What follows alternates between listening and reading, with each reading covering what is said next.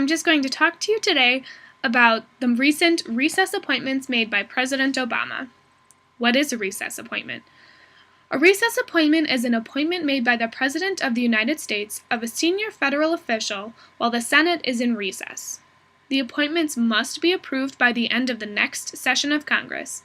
If this is not done, the position becomes vacant again. Why is this important? The Senate was recently in a pro forma session over the holidays.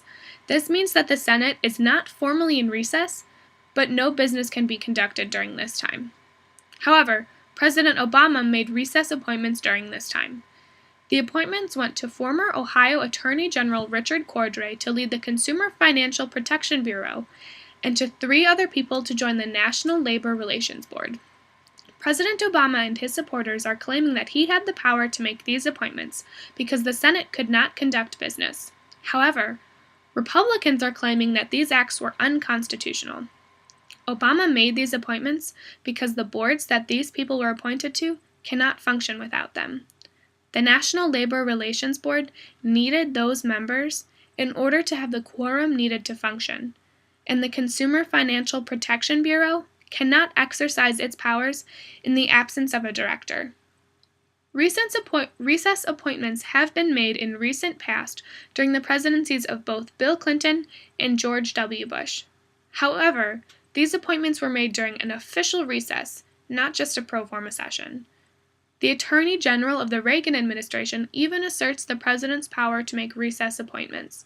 However, he also made the distinct clarification that Congress must actually be in recess. During the Bush administration, Harry Reid was the Senate Majority Leader after the 2006 midterm elections. He successfully used a pro forma session of Congress to prevent Bush from making recess appointments. This is where the problem lies, determining whether a pro forma session can be considered a real session of Congress or not, and whether a pro forma session can actually block appointments made during recess. It was successful in preventing Bush from making recess appointments, and the Republicans feel that it should have been successful in preventing Obama from making recess appointments over the holidays. The Republicans have recently been using filibuster tactics to prevent these appointments being made to those boards during the regular sessions of Congress, because they demand that the departments be drastically changed before any appointments are made. The Republicans feel that this is a real session of Congress, as no recess was officially declared. They feel that these actions taken are unconstitutional because the power in the Constitution only relates to recesses of Congress.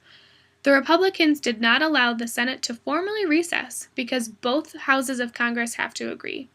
The House Republicans actually succeeded in preventing the Senate from going into a recess because the Senate is a majority Democrat and had enough people to vote to go into recess. However, because the House is majority Republican, they could prevent this.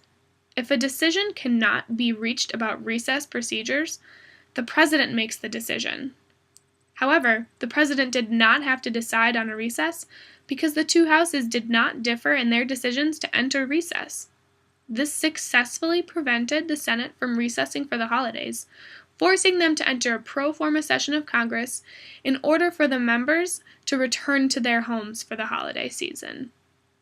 On the other hand, Obama and his supporters believe that because no business could actually be conducted, the Senate was essentially in recess and his actions were constitutional. The Republicans are taking this matter to the courts. No official rulings have been made in the past regarding pro forma sessions of Congress and recess appointments.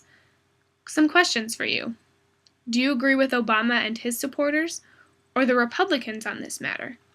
Do you think a pro forma session of Congress can be considered a real session of Congress, or can it be considered a recess? Do you think this act was constitutional, or do you think it was unconstitutional? How do you think the courts will rule on this issue?